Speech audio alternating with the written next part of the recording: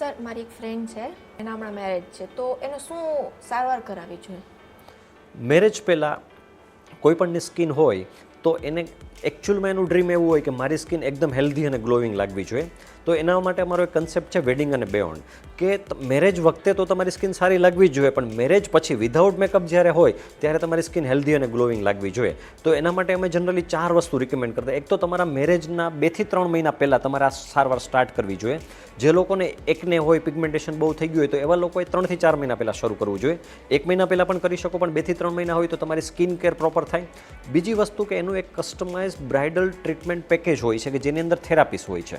Late છે કોઈને એકને છે તો એ કમ્પ્લીટલી એકને ફ્રી અને સ્પોટ ફ્રી કરી દે અને સ્કિનને હેલ્ધી કરે. જેને પિગમેન્ટેશન હોય એને પિગમેન્ટેશન ફ્રી કરે, કે જેની અંદર બ્રાઇડલ ટ્રીટમેન્ટ્સની અલગ અલગ થેરાપીસ, દાખલા તરીકે Hollywood whitening lightening therapy, insta clarity therapy, એસ્થે ગ્લો ફેશિયલ છે, એસ્થે કોરિયન ફેશિયલ છે, એવા ઘણી બધી અલગ અલગ પ્રકારના કસ્ટમાઇઝ થેરાપીસ હોય છે કે જેની મદદથી સ્કિનની અંદર જે ડેમેજ હોય એને સુધારી દેવામાં આવે. એની સાથે સાથે મેન્ટેનન્સ ફેશિયલ્સ કે જે લાસ્ટમાં ઇન્સ્ટન્ટ ગ્લો માટેની થેરાપીસ છે એ સાથે કરવામાં આવતી હોય છે. અને તમારું હાઇડ્રેશન અને ન્યુટ્રિશન છે ને બહુ ઇમ્પોર્ટન્ટ છે. મેરેજમાં દોડાદોડીમાં હાઇડ્રેશન અને ન્યુટ્રિશન લોકો ભૂલી જતા હોય છે.